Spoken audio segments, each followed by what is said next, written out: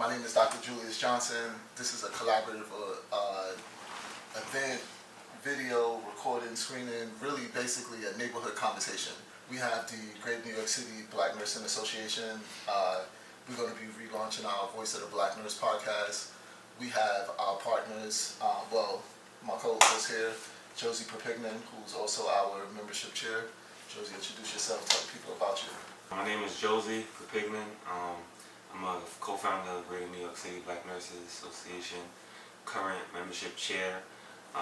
Currently enrolled in the post-BS to DNP program to become a family nurse practitioner at University of Rochester. And I currently work as a registered nurse at the bedside, still in the intensive care unit. So we're gonna have a nice conversation today. Like Dr. Johnson said, addressing the organ donation, tissue donation, myths and stereotypes, and break down the barriers, or how we can break down barriers so that we can have these conversations regarding end-of-life care in our communities and in our homes. I'm Kervin Lewis-Saint, Chief Clinical Officer with Live On New York. Been with the organization over 15 years. Definitely excited about this topic and conversation. Haven't had a conversation like this in 15 years, so really looking to have some good conversations today. All right, and tell the people more about Live On New York, because I want them to fully understand what that organization does and is capable of. So just a quick rundown for us. All right, so Live On New York is a not-for-profit organization, federally designated organization. We're an organ procurement organization, and our sole focus is to educate and manage the organ procurement process, deceased organ procurement process for the lower metropolitan New York area, So we cover about 100 hospitals, any hospital that's in the 5 boroughs of New York City, Also all of Long Island, Nassau, Suffolk County, Westchester County, Pike County, Pennsylvania. So we have pretty much a lower metropolitan area. We educate our hospitals regarding the organ donation process. We manage the conversations surrounding organ donation with our families, our donor families. And we also find recipients for the life-saving gifts for organ donation. So that entire process from beginning to end is managed by our organization, and definitely excited to continue to provide some more education and information on that. Excellent. And we have Unc. We all know him as Unc. And when you're in a community, in a neighborhood, you have that one older spokesperson that's really an uncle to everybody, So Unc, introduce yourself. Tell them a little bit about yourself. My name is Charles T. Latta Jr., and I'm not only a donor, I'm a recipient of a kidney transplant. So my background is actually in law enforcement. I retired in 2015 from Homeland Security, and I worked there for over 30 years. But in 1999, I donated a kidney to my baby sister, and then in 2018, I was a recipient of a kidney.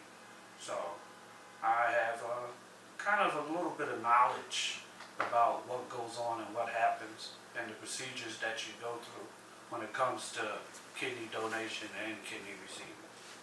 So let's jump right in on that topic of giving an organ, because that's kind of where the crux of the problem comes, because that's where the willingness has to come from. And I think oftentimes, especially within the Black community, them being approached by people to give their loved ones an organ is very, let's say, problematic for them. Meaning the time of it, the way it's requested, and I also think just the mere thought of it. Because you're really put in a situation where I'm trying to hold on hope versus give my loved ones their kidneys. So Kurt, tell us how do you manage that as somebody that's part of our community, because you're a Black man, but then also now you have to ask for organs. And that's a great question, So it's a balance, because, if you look at it, who's gonna want to give up hope on their loved one, If you ask anybody, I'm gonna be hopeful all the way through until you tell me that there's no hope, right?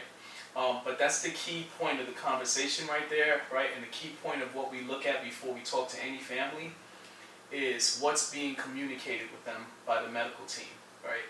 And being black, being African American, I'm always like hyper focused and wanting to make sure that the medical team is taking the time to talk to the families, right? From the beginning, from the second that that patient gets into the hospital, right? Like what are they being told? What are they being told? What's going on, right? Because they need to be kept in a loop, right? And if you don't keep them in a loop, that's when you have mistrust, right? If you told me that you were going to do this test at this time, right? Come back and tell me what's the results of this test. Tell me what's the next steps. Tell me what I expect. And sometimes, you know, to no fault of anyone, right? Just standard day-to-day being busy, right? Sometimes the medical teams do take time to, you know, loop back with the family, right? Or, you know what, they have an opportunity to have this test done, and let's take this opening, let's get this test done. But is the family aware, right? Because if they're not, they may think that you're doing something behind their back, right? And then that mistrust increases. So for us, as an organ procurement organization, we don't talk to a family until we see that there's key indicators that they're ready to have that conversation. So that's the biggest thing for us. So within our community, there is, and as we was talking about a little bit pre-productions, one of the biggest things about the black community, especially those of us that derive from slavery in America, is that we pass down stories from generation to generation, right? So you hear about what people refer to as the Tuskegee experiment, but what I refer to as the United States health system's public experiment on people in Tuskegee. And you hear about other things that happen with healthcare. You hear about, especially black men, not going to their primary care provider visits because they necessarily don't have time, they don't trust them.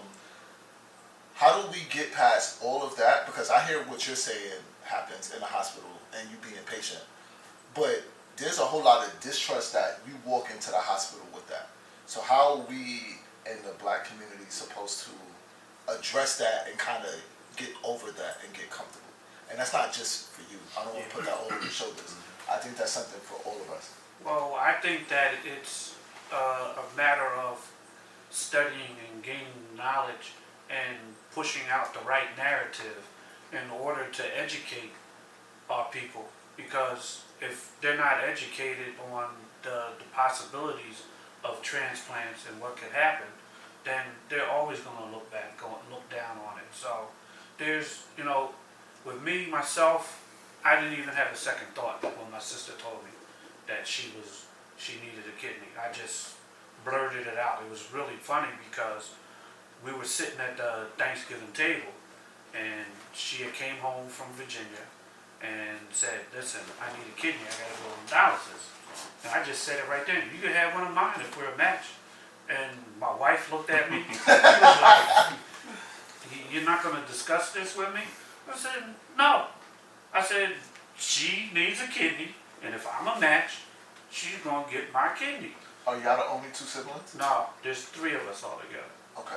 And actually, I just lost my baby sister. So, the one I gave the kidney to. So, because it took 21 years for that kidney to fail. And then it failed, and then she went back on dialysis, and she was doing home dialysis, and caught an infection and couldn't get rid of it. And it just took over her whole body. So, but I gave her those 21 years free of being on dialysis. And those that know about dialysis, it's a rough road. It's a rough road. So, you know, I was happy that I did that, and she lived long enough, you know, without it, and then she had to go back on it. But the fact that people of color are hesitant about it, it's a real problem. And the only way, like I said before, is we have to educate them. That's the bottom line. Education is the key. Because if you can save somebody's life, a loved one's life, then do it.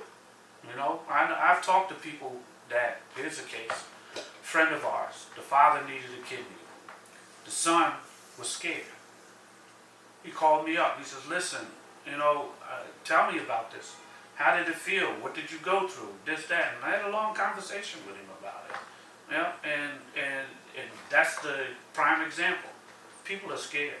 Well, tell us about that, because you just gave us a very powerful story, right? Like, it's one thing that it was your sister. Then you add on that you gave her 21 years of life, and when you put it like that, that's powerful. But so how was it? Meaning, we know you did it as a driving factor because that was family, so you're gonna do whatever you have to do for family, right? What was your mindset going into that surgery? How did you have to prep for it? What was your recovery life, and how was your life after surgery, right? Like, were you scared going into surgery? Were you hesitant going into surgery, even though you've already given your word? Nah, I wasn't scared. The wife was asking me, aren't you nervous? They're getting ready to cut you. I was like, look, the only thing I'm thinking about is giving my sister this kidney. And a lot of people are scared with surgery and stuff like that. When they rolled me in the room, and I was laying there on the thing, they said, start counting down.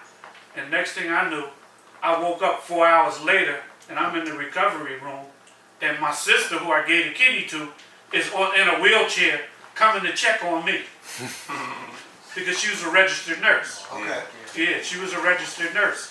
So she's like, she woke up asking about me, and I woke up asking about her. And I look over, and there she is. So, it wasn't, the recovery time on it is let's see, took me about a month to really recover. The pain was there. If I was sitting like this, I was fine. But when you bend, you go up, the pain would hit you. So the pain was there for a little while. They put me on Oxy. That helped. Glad I didn't get addicted. Yep. Was it the same time? Was it the same experience each time? Because you had. Yeah. The second time around, I had it done at New York Presbyterian, the transplant, and it was basically the same recovery time. The only thing that I didn't like about it was the catheter. I hated it. I woke up and that thing is on my penis, and I'm like, what did y'all do to me? Why is this thing down here? Don't go. Yep, but that's the truth. That's the only thing that really bothered me was the catheter. But other than that, I was happy that I could give her the kidney, that I was a match. And then when I needed a kidney because my kidney failed, the only one I had left, the doctor told me, said it's going to take 12 weeks for you to get a kidney. And I was like, what? I said, the donors list is 5 to 7 years. He says, well, you gave a kidney, so you're going to get a kidney. So while I'm on dialysis, the people in the dialysis center, DaVita, they kept trying to get me to get a fistula because I had it in my chest, right? So they were going directly in. So they kept saying, you need to go get the. I says, I don't need it. My doctor told me 12 weeks. They were like, no way in the world you're getting a kidney in 12 weeks. 13th week, I get the phone call. Mr. Ladder, we got a kidney for you. I was like, what? Because I was sitting, you were sitting there, wasn't you? Yeah, he was sitting there because we were sitting there eating, and I got the phone call, my mouth was wide open. And they're like, what's going on? What's going on? I said, they got a kidney for me. They're going to call me back in the morning. They told me to go to dialysis and then we'll call you. So it came through after 13 weeks. I couldn't believe it. And that surgery went very well. So, and now it'll be 5 years in April. So, Josie, as a family member, I want you to talk to us about before he got the call for his kidney, because I know at this point you worried about it. Anytime a family member goes on dialysis, you worry about them dying. And you have the unfortunate ability to know what the long-term effects of that dialysis is going to do, right? Yeah. So talk about your feeling of before he gets that call, right? And you I'm going to assume you're the healthcare provider of the family because you're a nurse. 'Cause that's usually how it goes, right? And he gets all the crazy questions. Yo, I got this mark on my arm. Can you tell me what that is? So talk to us about your feelings beforehand and how you're trying to manage the family dynamics of this very important figure needing a kidney, and then your feelings of hearing that he gets the call and you're actually sitting next to him for this call.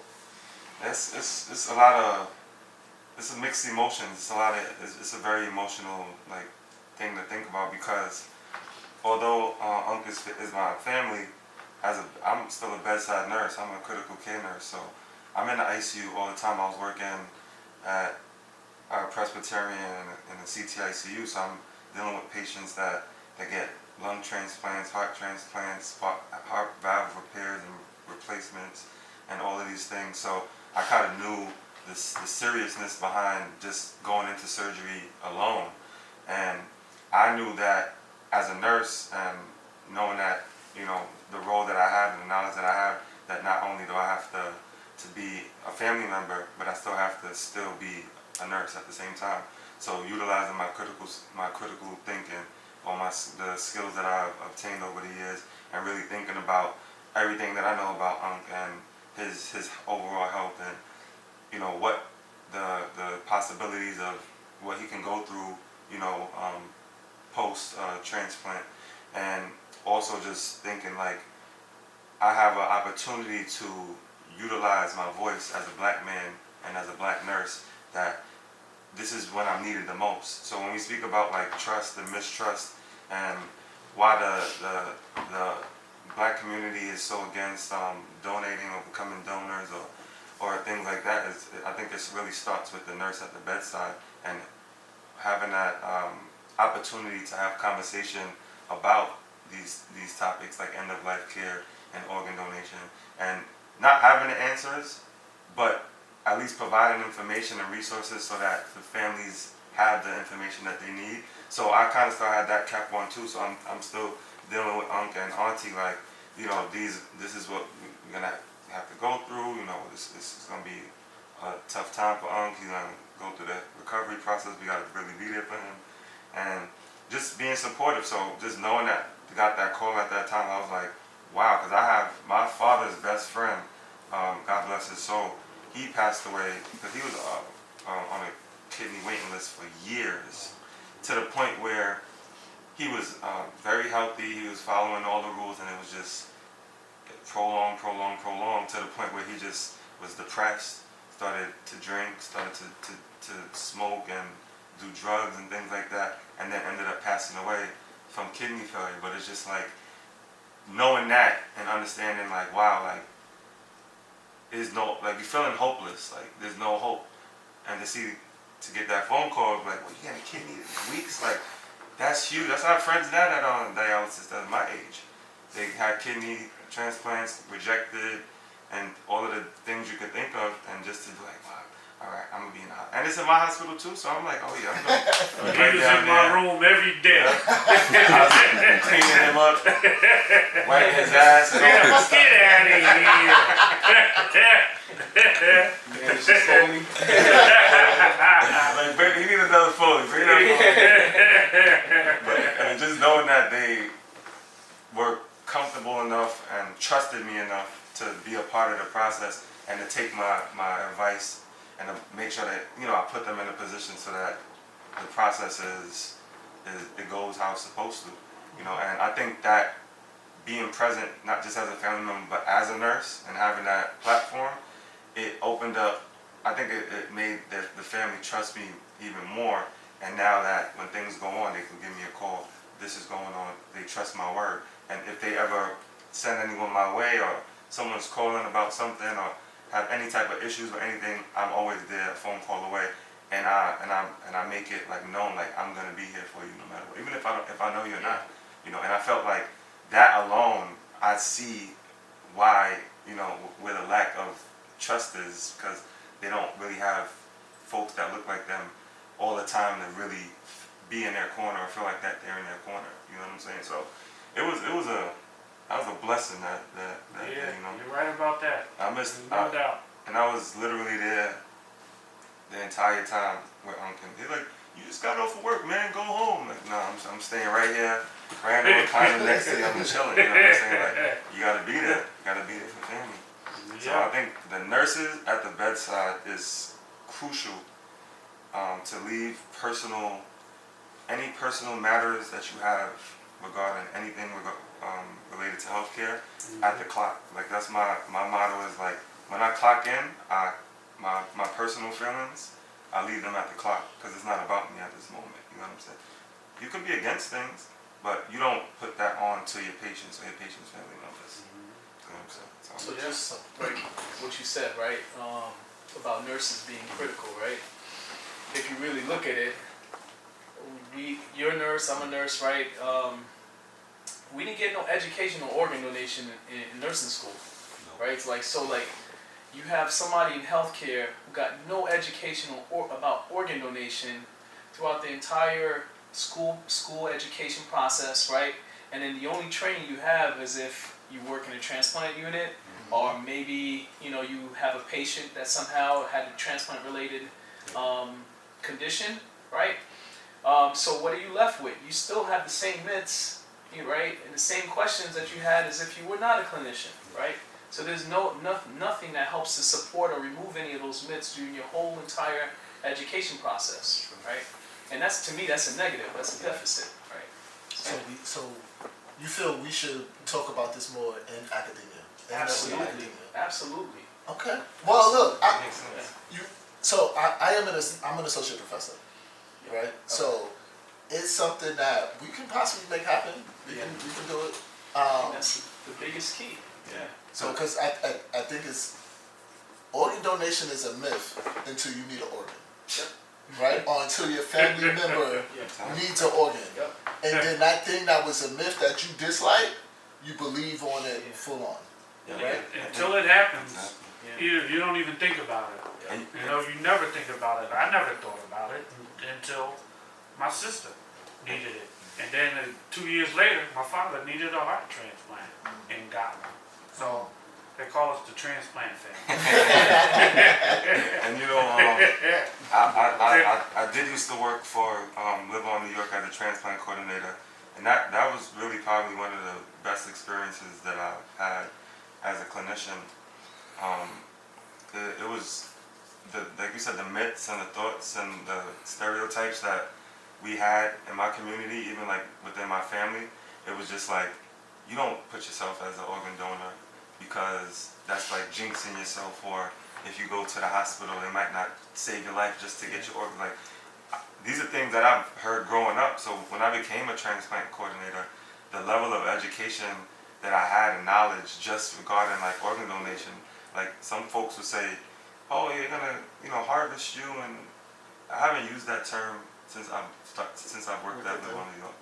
It's procurement, you know what I'm saying? And just the thoughts of what people actually think of it, and to have conversations. That's why I said as a nurse, it's hard to be at the bedside. So I'm a transplant coordinator, and I'm a nurse, and I'm a black man in a hospital in a black neighborhood. So that uncomfortability, like just having to see someone hurting, and to know that you have to have a crucial conversation with them, that was tough. But at the same time, it was just like, if you're on the other side of it and you're watching your child in a hospital bed, and their life depends on if they can get a liver, or if they can get a heart, or if they can get some organ, your mindset is going to shift. So the nurses that I came in contact with, they would tell me what they felt about it. I was like, I hear you, okay, I get it, mistrust, 100%. So if that was your child that needed an organ to survive, to live, how would you feel about organ donation then? Their whole mindset would change. Whole thing changed. Yeah. Whole thing changed. There's no question about that. One donor can save up to what? Eight lives. That's insane. How do you take these kind of conversations and incorporate it into not just your personal work, but as one of the administrators for the company? How do you infuse these kind of conversations into the rest of the company? So, from an African American perspective, right?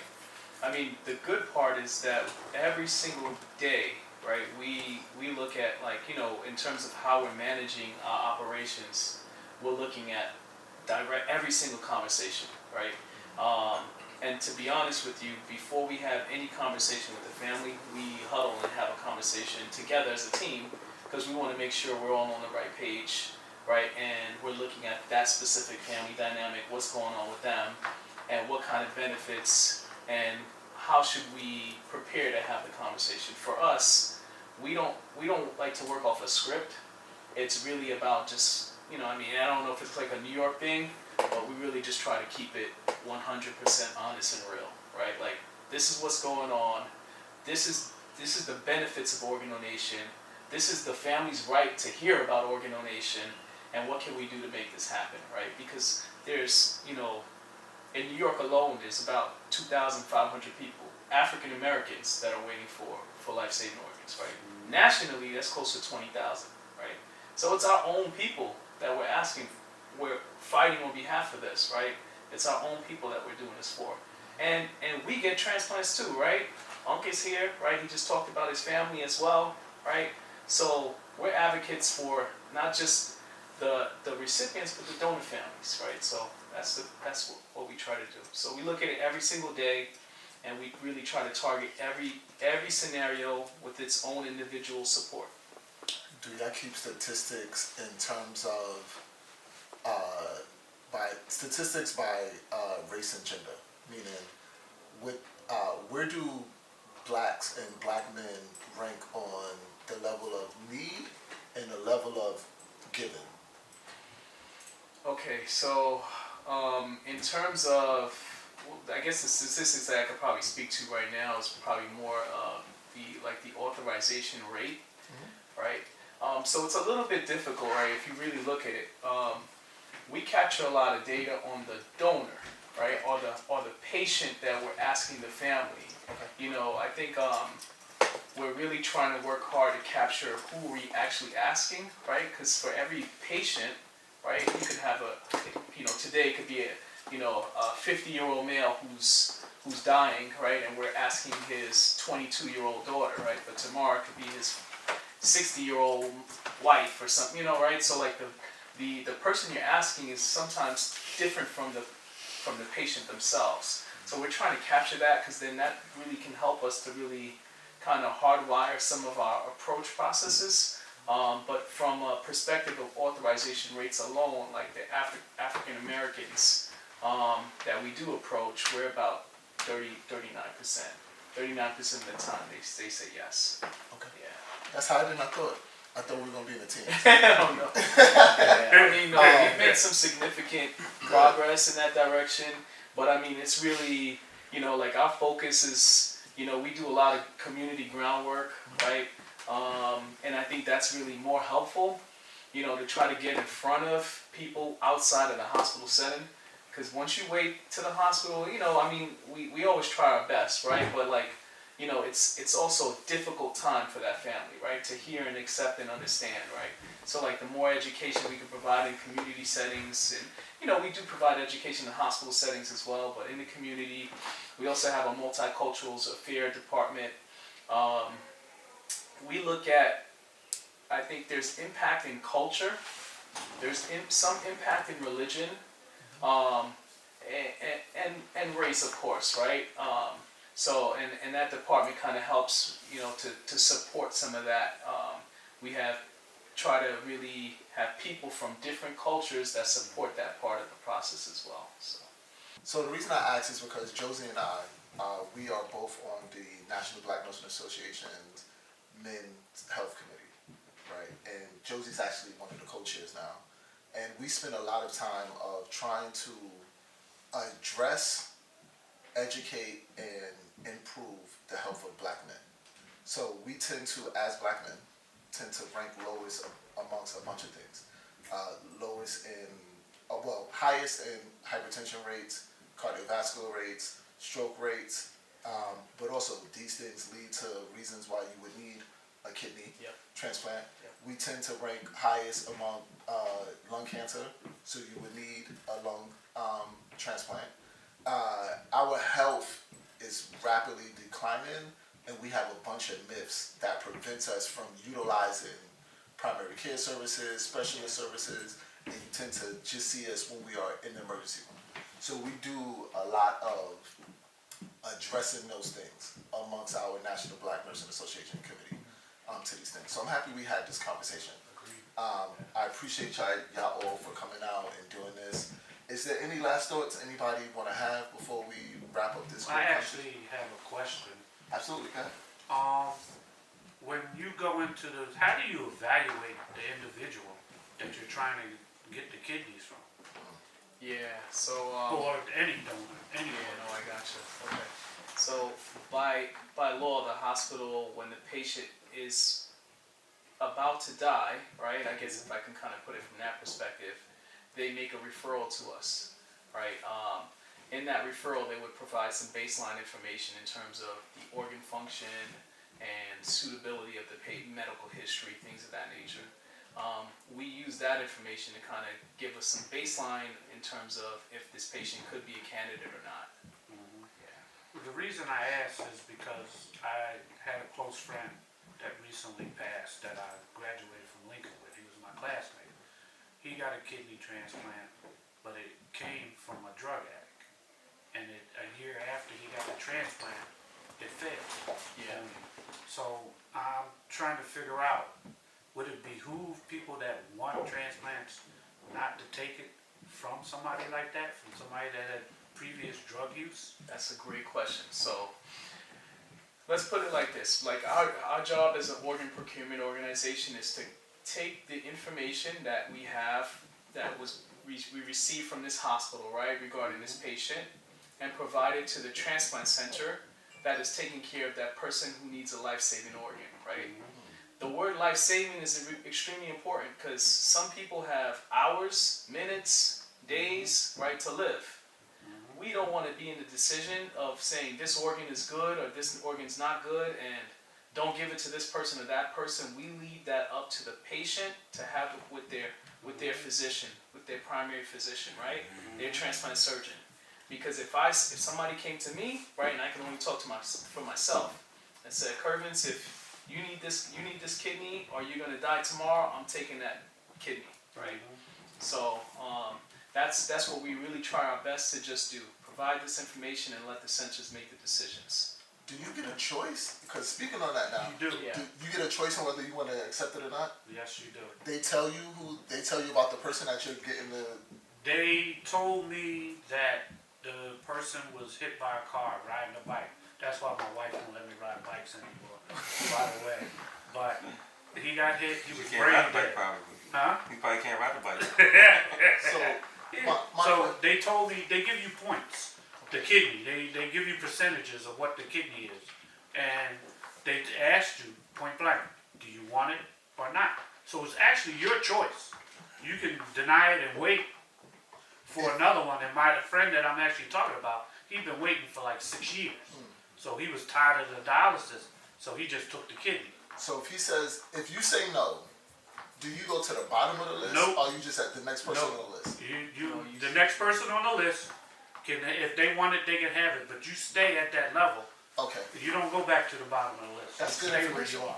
That's Yeah. good because I didn't know that. And I'm sure a lot of people didn't know that, and they probably thought you had to take whatever you're going to get. Yeah. Because if you don't, you may drop to the bottom of the list. It doesn't happen. So you that get a way. choice. You Okay. get a choice. The only thing I don't know is like, I think you get a choice when they tell you about the kidney that you're up for, right? That they think they would like to potentially transplant. I don't know if they tell you like, maybe there was 10 other kidneys that they felt like weren't good, right? And they're making a decision, right, based on this, based on getting that information.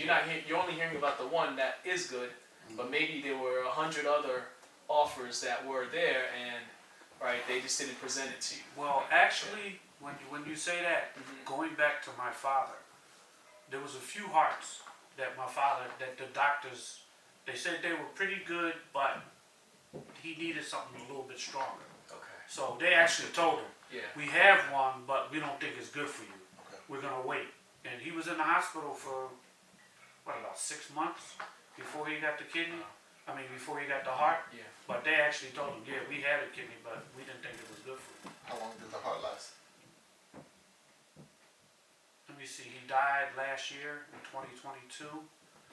He got the kidney in 2002, I think it was. So 20 years the heart lasted. Yeah, It's amazing. yeah, Wow, that's beautiful. yeah. It's beautiful. So, And Yeah. so, extending people's life. And I yeah, think the- and he was 70, I think, or 69 when he got his heart transplant. Wow, Oh, he went to that's 89. beautiful. Yeah, and he went to 89.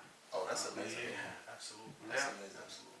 Alright, Yeah, well, so- there you have it, right? The beauty of organ transplants, addressing myths and stereotypes, Mhm. and you're getting it from all different perspectives. I want to thank each of you gentlemen for sharing this space and having this conversation, as it was wonderful. I want to thank the National Black Nurses, Greater New York City Black Nursing Association for this. I want to thank our our production manager, Rob, for doing this and setting it up, and being our aesthetics manager as well. Gentlemen, thank you. Thank you for doing this. Thank Live on New York. Yes, Yeah. absolutely, Live on New York, for having this conversation. Because a lot of people won't come to the table and have these kind of neighborhood talks, but these types of neighborhood talks is what moves the needle for progress. Definitely. So thank y'all for that. Thank you. Education is the key.